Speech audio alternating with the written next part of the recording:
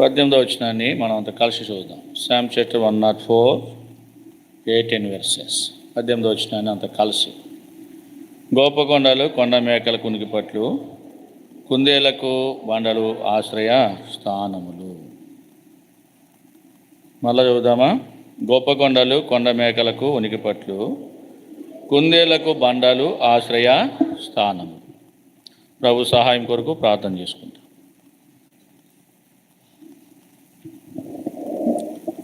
ప్రేమగల మా తండ్రి యేసు ప్రభువా, నీ కొందనాలు. ఇంతవరకు దేవా పాటల ద్వారా నిన్ను మహిమపరచుడు కొరకు మీరు మాకిచ్చిన గొప్ప మంచి సమయం కొరకు కొందనాలు. తిరిగి దేవా వాక్యం దగ్గరికి వస్తూ ఉన్నాం. ప్రభువా, మీరే మాట్లాడండి. మేము కాదు తండ్రి, మీరు మాట్లాడండి. నీ దాసుని కంఠాన్ని బాగు చేయండి.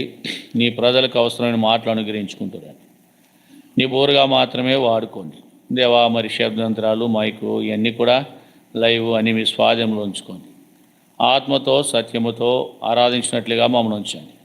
మీ కృపను కోరుకుంటున్నాం, కనికరం కోరుకుంటున్నాం, మీ ప్రభావం కోరుకుంటున్నాం, మీ సహాయాన్ని కోరుకుంటున్నాం తండ్రి. మీరే సహాయపడుతురండి. నిన్న నేడు నిరంతరం ఒకటే రీతిన తండ్రి, నీ కొందనాలు. నీకు ఆ ప్రేమ, వాత్సల్యత, బుద్ధి, జ్ఞాన బాహుల్యములు సమృద్ధిగా నీ స్థలంలో మాకు అనుగ్రహించుకుంటూ రండి. దుష్టుని దూరంగా ఉంచండి. మీ ఆత్మ సంచారం ఉంచండి ప్రభా. మరి వాక్యం ద్వారా మీరు మాట్లాడండి దేవా. నీ మాట మనల్ని బ్రతికించేవి, మాకు నిత్య జీవాన్ని ఇచ్చేవి దేవా. మీరే మాట్లాడుతున్నామని కృప చూపించమని యేసు నామములో వేడుకుంటున్నాం తండ్రి.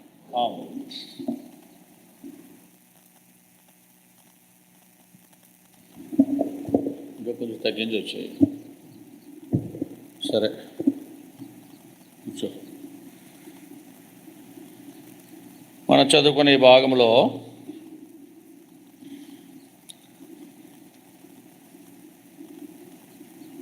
ఈ 104వ కీర్తన ప్రారంభము ప్రాణంతో చెప్తున్నాడు. 103వ కీర్తన కూడా ప్రాణంతోనే చెప్తాడు. ఆరంభం, నా ప్రాణమా యెహోవాను సన్నుతించుమంట. 103వ కీర్తన కూడా నా ప్రాణమా యెహోవాను సన్నుతించంట. ఎందుకంటే మానవునికి ప్రాణము చాలా విలువైనది. ప్రాణం లేనిదే మానవుడు బ్రతకలేడు. కనుక ప్రాణము ఎంత విలువైనదో విలువైన తన ప్రాణానికి చెప్తున్నాడు.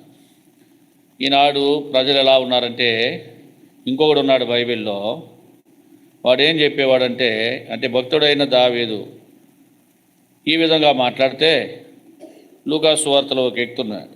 చూడండి, లూకా సువార్త 16వ అధ్యాయం.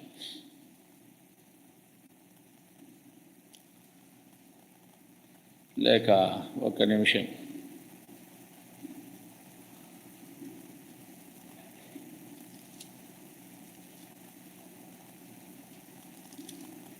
చూడండి, ధనవంతుడు అది కాదు కానీ వాడు ఏం చెప్పేవాడంటే,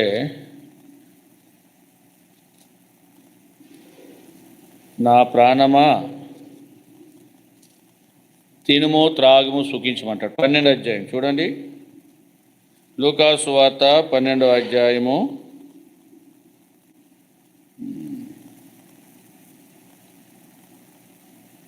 16వ వచనము 17వ వచనము. మరి ఆయన వార్త ఉపమానం చెప్పెను. ఒక ధనవంతుని భూమి సమృద్ధిగా పండింది. అప్పుడు అతడు, నా పంట సమకూర్చుకున్నట్టు నాకు స్థలము చాలదు కనుక నేనేమి చేతునని తనలో తను ఆలోచించుకుని, నేను ఇలాగూ చేతును, నా కొట్లు విప్పి వాటికంటే గొప్ప వాటిని కట్టించి అందులో నా ధాన్యమంతటిని ఆస్తిని సమకూర్చుకుని, నా ప్రాణంతో ప్రాణమా అనేక సంవత్సరాలు విస్తారమైన ఆస్తి నీకు సమకూర్చబడింది, సుఖించము, తినుము, త్రాగము, సంతోషించమని. ఇది లోకానుసారమైన వాళ్ళ పద్ధతి. ఈనాడు విశ్వాసులు ఎలా ఉన్నారంటే భయం లేదు. అసలే దేవుడి ఆరాధన అంటే భయం లేదు. ప్రారంభ ప్రార్థన ఉండదు, పాటలు ఉండవు, ఏమాత్రం భయం లేదు.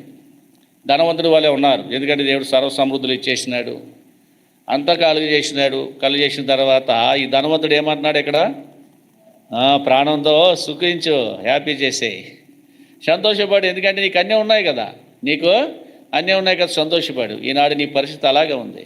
ఎలా ఆరాధిస్తావు దేవుణ్ణి? ఎలా ఆరాధిస్తావు నువ్వు? ఇక్కడేమో దావీదు అనే భక్తుడు తన జీవిత యాత్రలో నా ప్రాణమా యెహోవాను సన్నిధించు అంటాడు. నా అంతరంగంలో సమస్తమైన పరిశుద్ధ నామం సన్నిధించు అంటాడు. ఎందుకంటే ఆయన నీ దోషం క్షమించాడు, మరి అంతేకాదు సమాధి నుండి ప్రాణం విమోచించాడు, కరుణా కటాక్షుల్ని కిరీటంగా ఉంచాడు, నిన్ను కాపాడుతున్నాడు, నిన్ను బ్రతికిస్తున్నాడు, నిన్ను పోషిస్తున్నాడు. నిన్ను కాపాడి నిన్ను బ్రతికించి నిన్ను పోషిస్తున్న దేవుని ఆరాధించమంటే ఈనాడు ఎలా ఉన్నారండి? ధనవంతుడు ఎలా ఉన్నాడు?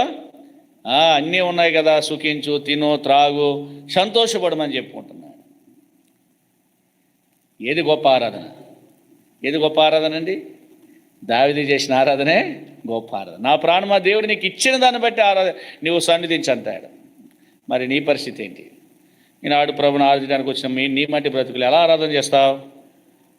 ప్రారంభ పాటకు నేను చెప్తాను, ఈ వారము దేవుని చిత్తమైతే వచ్చే వారం ఇంకో కండిషన్ పెడతాం.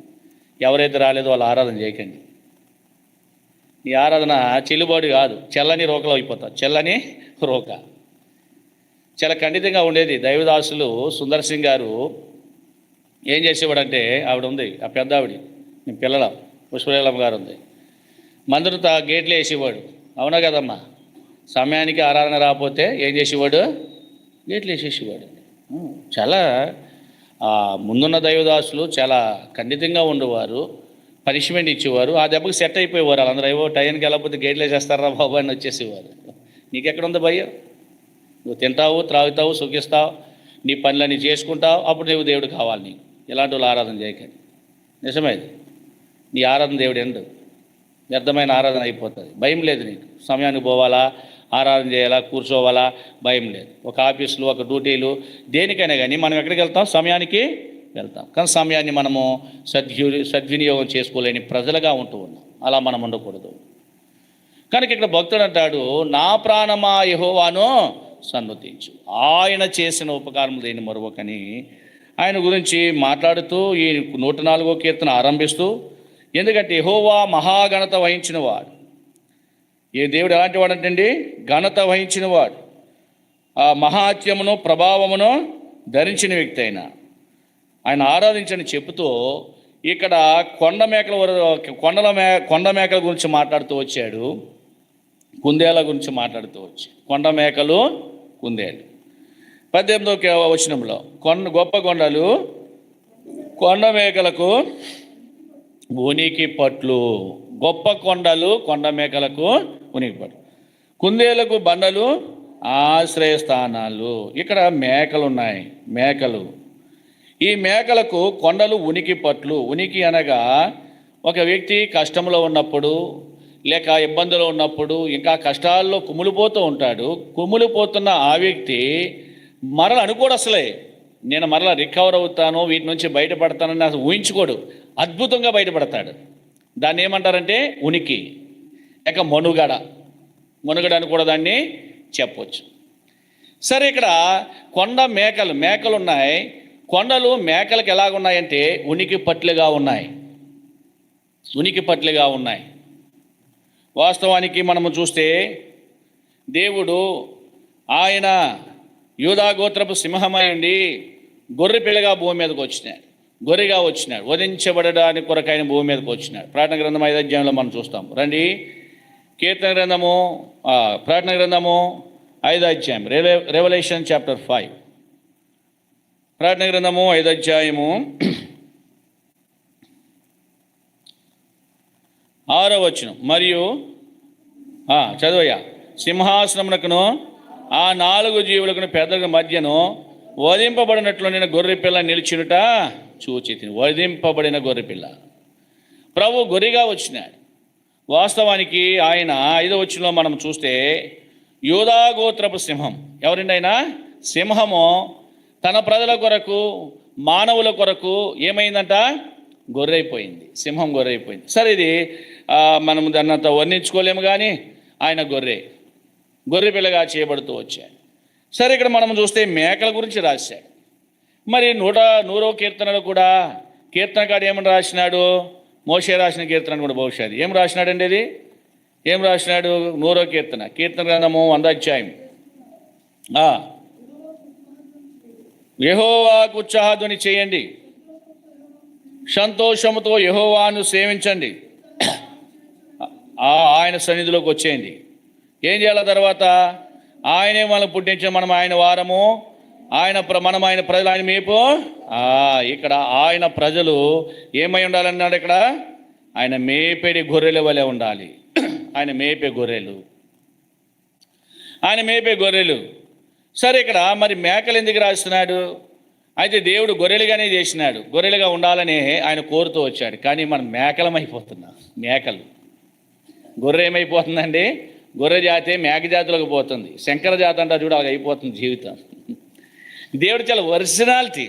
మేకవ గొర్రె వలె ఆయన పోలికలోనే, ఆయన స్వరూపం అందే ఏం చేశాడు? మానవుని సృజించాడు. కానీ మానవుడు ఏమయ్యాడు? చెప్తారు కదా, శంకర జాతి అంటే ఆ జాతి కాదు, ఈ జాతి కాదు, మధ్యలో కలిసిందని శంకర జాతి అంటారు. అంటే మేక జాతిని తెచ్చుకున్నాడు. మేకను అంటే మేక చెడ్డదని కాదు, కానీ మేకను పోల్చాడు. ఇక్కడ 25 మత్తయి సువార్త చదవండి. మాథ్యూ గాస్పెల్ చాప్టర్ 25, మత్తయి సువార్త 25 అధ్యాయము. ఏం రాసినాడు మేకల గురించి ఇక్కడ? రండి, 32వ వచనం చదవండి నాయన. 32 చదవండి, లేక 33 చదవండి. 33, తన కుడివైపున గొర్రెలను ఎడమ వైపున మేకలను నిలబెట్టెను. ఎడమ వైపున ఏమున్నాయి? కుడివైపు గొర్రెలుంటే ఎడమ వైపు అసలే. మరి మీకు ఒక ప్రశ్న వేస్తాను. ప్రశ్న ఏంటంటే, మనకి 2 చేతులు ఉన్నాయి. 2 చేతుల్లో ఏ చేయి బలంగా పనిచేస్తుంది? కుడి చేయి కదా. అందుకే దీన్ని దక్షిణాస్తం అన్న బలమైన చేయి, సాహస కార్యాలు చేస్తారు. ఈ కుడి చేయి చేసే పని ఎడమ చేయి చేయలేదు. ఇది చాలా బలహీనరాలన్నమాట, బలహీనమైన ఘటన ఇది. దీనికి ఉండే శక్తి దీనికి ఉండదు. సరే, మనం ఏదేమైనా కానీ కుడి చేయి చాలా బలమైనది. అయితే ఇప్పుడు బలమైన బలం వైపు ఎవరున్నారు? ఇప్పుడు గొర్రెలు ఉన్నాయి. బలహీనమైన వాటి వైపు ఎవరున్నారు? మేకలు ఉన్నాయి. సరే, ఇప్పుడు మేకల గురించి మనం ధ్యానం చేస్తున్నాం కదా. రండి, మేకల పరిస్థితి ఏంటి? ఇంకా క్రింద పోదాం. ఎక్కడంటే 41వ వచనం చదవండి. 25:41. అప్పుడు ఆయన ఎడమ వైపున ఉండే వారిని చూచి, శపింపబడిన వారలారా, నన్ను విడిచి అపవాదికిని వాడి దూతలు సిద్ధపరచబడిన నిత్యాగ్నిలోనికి. ఇప్పుడు ఎడమ వైపున ఉన్న మేకల యొక్క పరిస్థితి ఎలా ఉందంటే, శపించబడిన వారుగా ఉన్నారు. శాపగ్రస్తులు, శపించబడిన వారు, ఆస్వాదించబడిన జనాంగము, దీవించబడిన ఆ మనుషుడు ఏమైనాడు? శపించబడుతూ వచ్చాడు. శాపగ్రస్తుడిగా చేయబడ్డాడు. ఆదిలో మనం చూస్తాం చూడండి. ఇది మేకైన మనుషుడే, గొర్రెైన మనుషుడే. అంటే మేక గొర్రెలను పోల్చుతూ వచ్చాడు దేవుడు. రండి, ఆదికాండము 3వ అధ్యాయము 17వ వచనం. ఆయన ఆదాముతో, నీవు నీ భార్య మాట విని తినవద్దని నీకు ఆజ్ఞాపించిన ఫలవృక్షం తింటివి గనుక నీ నిమిత్తము నేల శపింపబడి ఉన్నది. నీ నిమిత్తము నేల శపించబడి ఉన్నది. 19వ వచనం. నీవు నేలకు తిరిగి చేరు వరకు నీ ముఖపు చెమట కాచి ఆహారము తిందువు, ఏలైనగా నీవు నేల నుండి తీయబడితివి, నీవు మన్నే గనుక తిరిగి నిత్యాగ్నిలోనికి శాపగ్రస్తుడైపోయినాడు మానవుడు. శాపగ్రస్తుడైపోయినాడు. ఈ శాపగ్రస్తుల గురించి ఏం రాసినాడు? మేకలు ఏం చేయబడ్డాయి? శపించబడ్డాయి. గొర్రెలు దీవించబడుతూ వస్తే మేకలు శపించబడుతూ వచ్చాయి. కారణం ఏంటి? మానవుని యొక్క అవిధేయత, మానవ యొక్క నిర్లక్ష్యం. ఇదేనని మనం చూస్తున్నాం. ఇదేనము ప్రతిదినం మనం చూస్తూ ఉన్నాం. లోబడి ఒక శుక్రవారం త్వరగా లేదు, శుక్రవారం ప్రారంభ ప్రార్థన ఉండదు, ఆదివారం ప్రారంభ ప్రార్థన ఉండదు. నీకు అసలు భయం అనేదే లేదు. శపించబడిన వాడు ఉన్నాం, శాపగ్రస్తులం అవుతాం. ఈ శాపము ఎలాంటి శాపం అండి?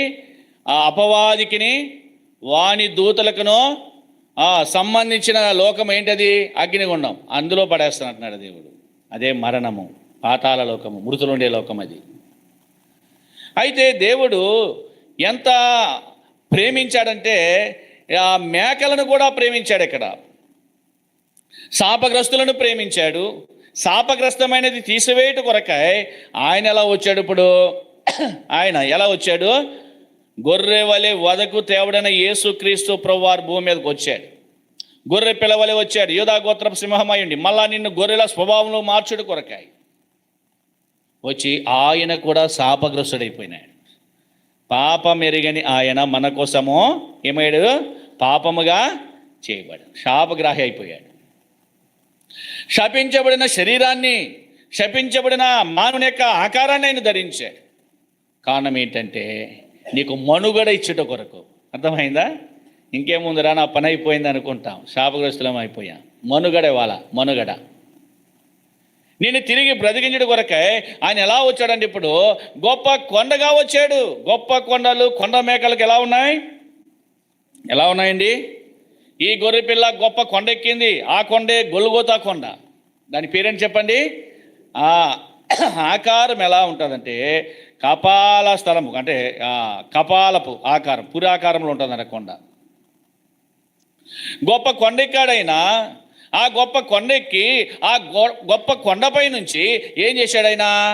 ఏం చేసినాడు? సిలువ వేయబడి ఆ కొండపై నుంచి ఆయన సిలువ రక్త ధారలను ప్రవహింపజేస్తూ వచ్చాడు.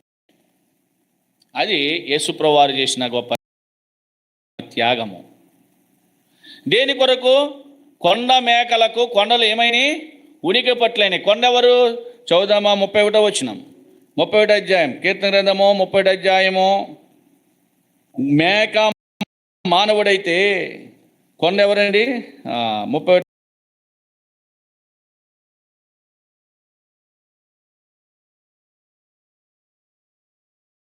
అధ్యాయంలో ఉంటుంది చూడండి, 31వ అధ్యాయము 3వ వచనం. నా కొండ నా కోట. అబ్బా, ఎంత అద్భుతమైన మాట అండి ఈ మాట.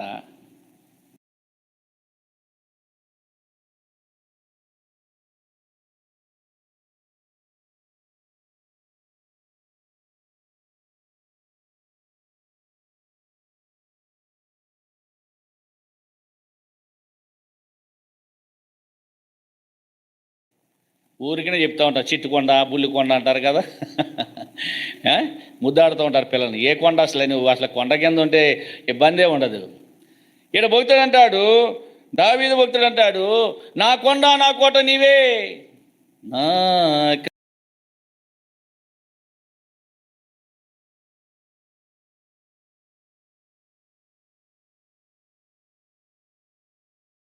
ఆశ్రయ శైలమై కోటగా నీవుంటివి, కోటగా నీవుంటివి. నాకాశ్రయ శైలమై కోటగా నీవుంటివి, కోటగా నీవుంటివి. ప్రాకారంపు ఇంటివై నన్ను దాచియుంచితివి. ఆయన మనకు ఆశ్రయమైన వాడుగా ఉంటూ ఉన్నాడు. ఈ భక్తుడు నా కొండైనా నీవే, నా కోటైనా నీవే, ఇంకా క్రింద పోతే నా ఆశ్రయ దుర్గమో నీవే అంటాడు. ఆయన కొండగా వచ్చాడు. ఈ కొండ దేవుడే. ఎత్తైన కొండపై నుండే వాడైనా, ఎత్తైన కొండపై నుంచి ఆయన శిలువ రక్త ధారలు ప్రవహింపజేసిన వాడు. దేనికోసం అంటే నీకు ఉనికి పట్టు ఇచ్చుట కొరకు, శాపగ్రస్తమైనది నీలో నుంచి తొలగించుట కొరకాయ ఆయన ఎత్తైన కొండపై నుంచి తన ప్రాణాన్ని అర్పించాడు.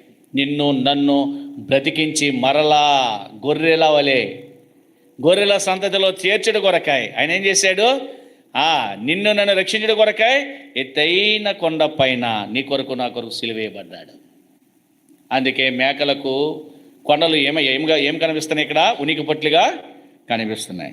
రెండవ మాట మనం చూద్దాము. రెండవది ఏంటి చూడండి, కుందేలకు బండలు ఆశ్రయస్థానాలు. కుందేలు గురించి సామెతలు 30:26 చదవండి త్వరగా. కుందేలు గురించి కూడా 2 మాటలు మనం చూద్దాం. సామెతలు 30:26. అంతసేపు తీశారా?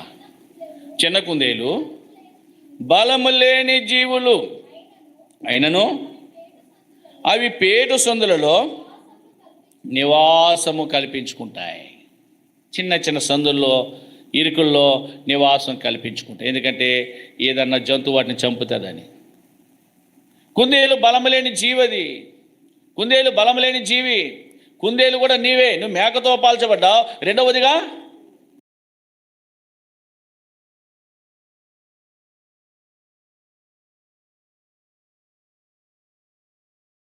కుందేలతో పోల్చబడ్డావు. మేక దేనికి సాదృశ్యంగా కనబడుతుంది మనకి ఇక్కడ? శాపగ్రస్తమైన దానికి. సరే, రెండవది కుందేలు దేనికి సాదృశ్యంగా కనబడుతుందంటే, కుందేలు కూడా మానవుడే. కుందేలు ఎలాంటిదంటే బలము లేని జీవి. ఎంత బలము లేనిదంటే ఆ లేవీకాండం 11:5-6 చదవాలి త్వరగా. ధర్మశాస్త్రం చెప్తుంది. లేవీకాండము 11:5-6. పొట్టి కుందేలు నెమరు వేయను కానీ దానికి 2 డెక్కలు లేవు కనుక అది మీకు అపవిత్రం. కుందేలు నెమరు వేయను కానీ దానికి 2 డెక్కలు లేవు కనుక అది మీకు. ఇప్పుడు కుందేలు ఎలాంటిదంటే అపవిత్రమైన జీవి. మేకేమో శాపగ్రస్తమైనది, శపించబడుతూ వచ్చింది. ఆ మేక మనమే. సరే, రెండవది కుందేలు ఎలాంటిది? అపవిత్రమైనది. ఆ కుందేలు కూడా మనమే. కుందేలు ఎలాంటి జీవి?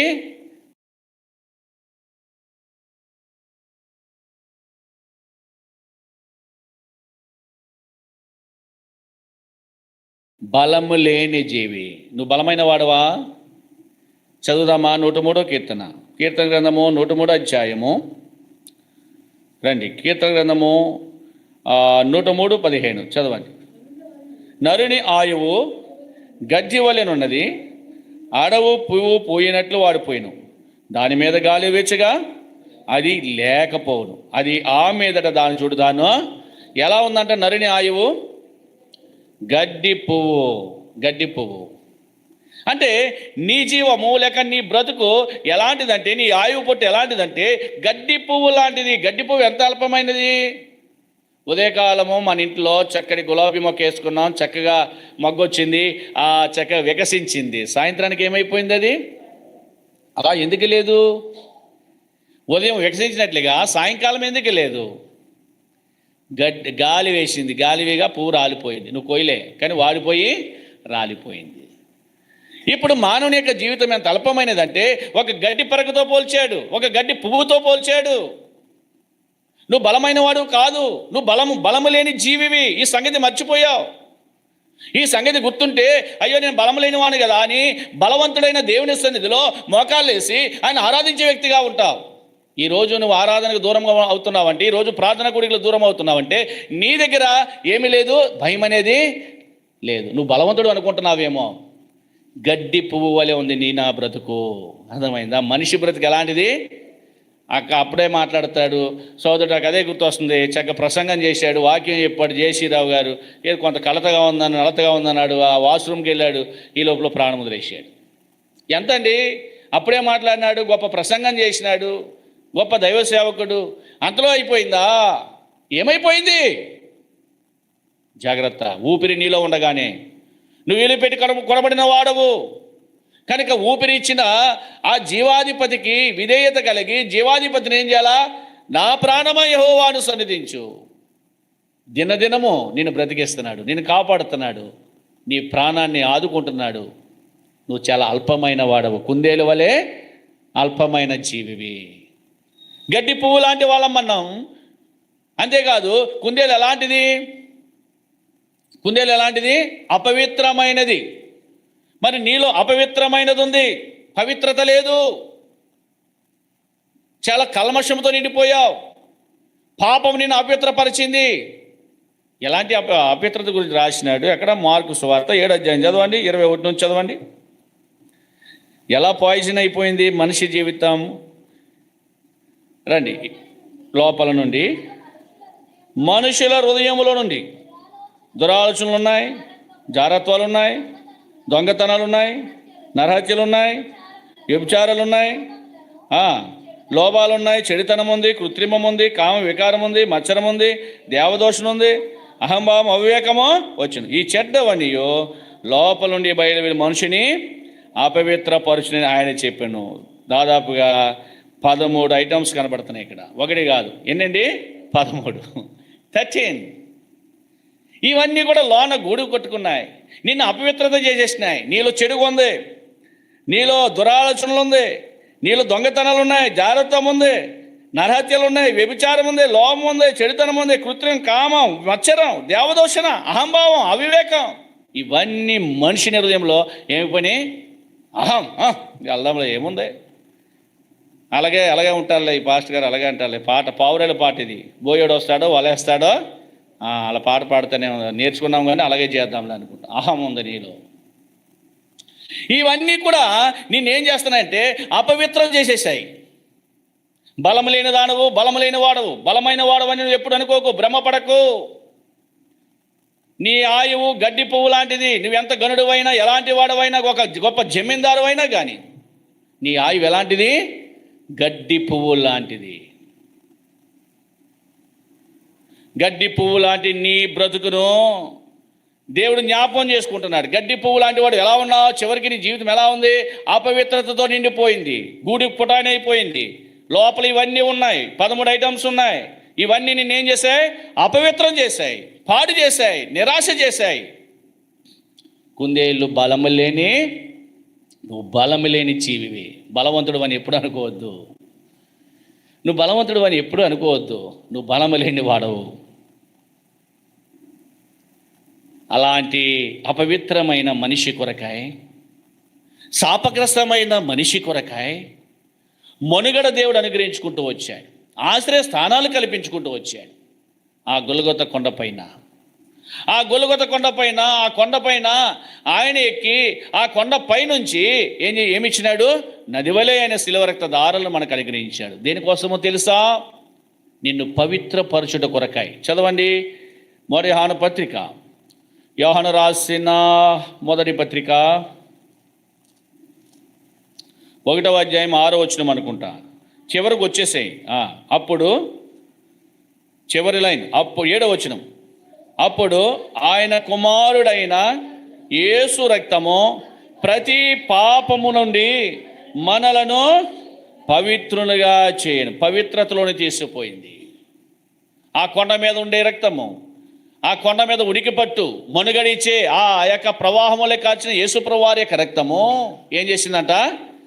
అపవిత్రమైపోయిన బలము లేని ఈ జీవికి ఏమిచ్చింది? పవిత్రత కల్పించింది. ఆయన హోలీ గాడ్. నేను పరిశుద్ధుడను, నేను పవిత్రుడను. నీవు కూడా ఎలా ఉండాలా? పవిత్రత కలిగి ఉండాలా. దేవుడు శపించబడిన వాడు కాదు, కానీ నీకోసము శాపాన్ని ఆయన మీద వేసుకొని శాపగ్రస్తమైన శరీరాన్ని ధరించి ఆయన ఏం చేశాడు? నీకోసము మరణించవలసి వచ్చింది, శాపగ్రస్తమైన శిలువను మోయవలసి వచ్చింది. శాప విముక్తి కలిగించాడు ఆయన. మేకలను కూడా చూడండి, ఇజ్రాయేలు ప్రజలు ఇక్కడ మరి ఐగుప్తు దేశం నుంచి కనాను దేశానికి విడుదలయ్యే సమయాల్లో ఇప్పుడు చెప్పాడు ఏమని? మేకల నుండి తీసుకోవచ్చు. 12వ అధ్యాయం చదువుదామా? నిర్గమాకాండము 12వ అధ్యాయం 12వ అధ్యాయము 3వ వచనం. మీరు ఇశ్రాయేలు సర్వ సమాజముతో ఈ నెల దశమి నాడు వారు తమ తమ కుటుంబం లెక్క చొప్పున ఒక్కొక్కటి గొర్రె పిల్లలైనను మేక పిల్లని, అనగా ప్రతి ఇంటికి ఒక గొర్రె పిల్లనైనా ఒక మేక పిల్లనైనా చెప్పాడు. ఇప్పుడు గొర్రె పిల్లని తీసుకోవచ్చు, మేక పిల్లని తీసుకోవచ్చు. కారణం ఏంటంటే అక్కడ రక్తము చిందించబడుతుంది. ఆ రక్తము ద్వారబంధ కమ్ముల మీదకి రాయబడుతూ వస్తుంది, నిలువు కమ్ముల మీద, అడ్డకమ్మ మీద రాయబడుతూ వచ్చింది. ఆ రక్తము ఏ గుమ్మానికైతే ఉందో ఆ గుమ్మాన్ని చూసి సంహారకుడు ఏమైపోతాడు? దాటుకుని వెళ్ళిపోతాడు. వీరికి ఇక మరణము లేదు, సజీవులై ఉంటారు. ఏ గుమ్మానికైతే రక్తము లేదో ఆ గుమ్మంలో ఏం ప్రవేశిస్తాడో? సంహారకుడు ప్రవేశిస్తాడు. ఆ ఇంట్లో తొలి సంతానాన్ని మేకే కానీ, గొర్రె కానీ, కోడే కానీ, మనిషే కానీ చంపుకుంటూ పోతాడు. చావు అనేది లేకుండా చేశాడు. ఎవరికి? ఇశ్రాయేలు ప్రజలకు. మేకల నుండి తీసుకోవచ్చు, గొర్రెలు. శాపగ్రస్తమైన దాన్ని ఎక్కడ చేర్చాడు? ఇప్పుడు ఆ గొర్రెల సంతతిలో చేర్చుకుంటూ వచ్చాడు, మరలా చేర్చుకుంటూ వచ్చాడు, గొర్రెగా వచ్చాడు. ప్రియా సహోదరి సహోదరుడా, యేసుప్రభువు వారు చూపిన ప్రేమ, ఆయన చేసిన త్యాగము, ఆయన చేసిన అద్భుతమైన శిలువ దృశ్యం నన్ను ఏం చేసింది? శాపము నుంచి విడిపించింది. మరణ శాపము, మరణ శాసనం నుంచి ఆయన విడిపించాడు. రెండవది, అపవిత్రమైన మనలను ఎలా తీర్చిదిద్దాడు? ఆయన రక్తము ద్వారా పవిత్రులుగా చేశాడు. ఆయన సంఘంలో కూర్చోబెట్టాడు, ప్రాణం పోసి మనం బ్రతికిస్తున్నాడు. అలాంటి దేవుని మనం ఆరాధించినట్లుగా కూడి వచ్చిన ఆత్మదేవుడు మనం సహాయపడిన గాక. లేచి నిలబడి ఒక పాట పాడుకుంటాము. చివరి పల్లవి పాడినప్పుడు మరి సండే స్కూల్ పిల్లలు సండే స్కూల్కి వెళ్ళండి.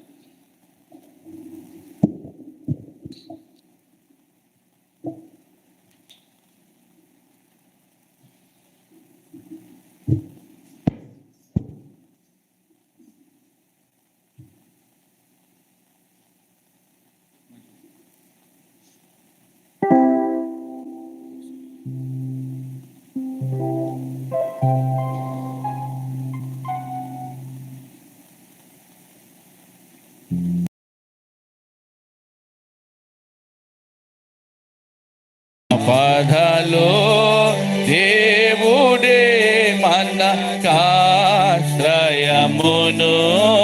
దుర్గమునయున్నాడు. ఆ పదలో దేవుడే మనకాశ్రయమును దుర్గమునయున్నాడు. సముద్ర జలములు ఘోషించుచు నురుగు కాచినను. సముద్ర జలములు ఘోషించుచు నురుగు కాచినను. అపొంగుకు పర్వతములు కదలినాను. మనము భయపడము. అపొంగుకు పర్వతములు కదలినాను. మనము భయపడము. ఆపదలో దేవుడే మనకాశ్రయమును దుర్గమునయున్నాడు. ఆపదలో దేవుడే మనకాశ్రయమును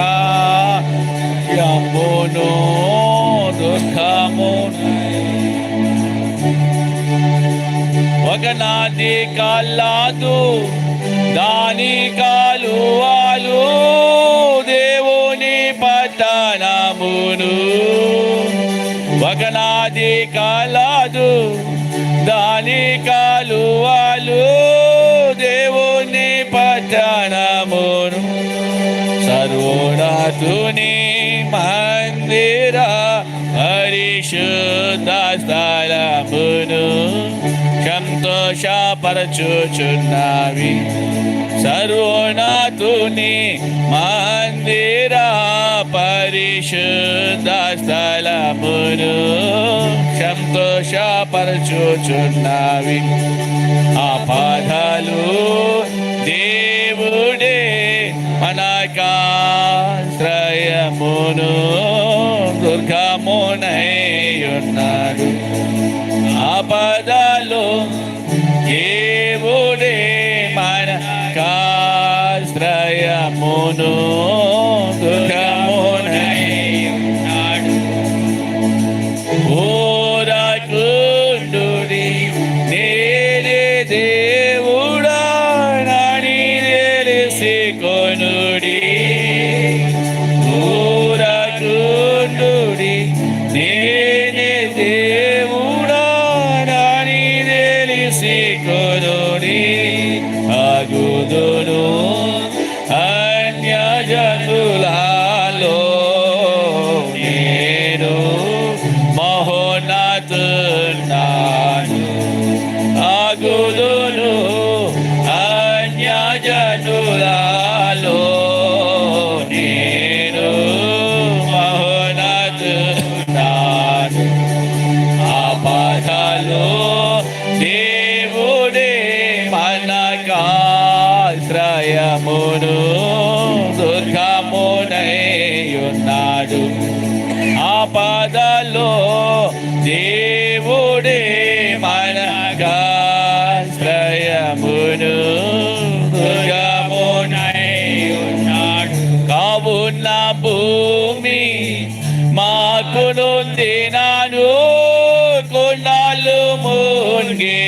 నాను కావున భూమి మార్పులుందినాను కొండలు మునిగినాను ఆ పొంగు దేవుడే మనకాశ్రయమును దుర్గమునై ఉన్నాడు ఆపదలో దేవుడే మనకాశ్రయమును దుర్గమునై ఉన్నాడు.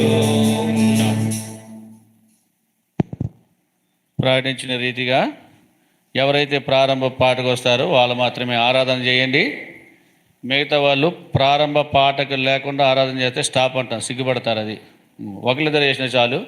సండే స్కూల్ టీచర్ అయినా కానీ ఎవరైనా కానీ ప్రారంభ పాటకు లేకపోతే ఆరాధన చేయొద్దు. వాళ్ళు సండే స్కూల్కి వెళ్ళి లీడ్ చేయొచ్చు.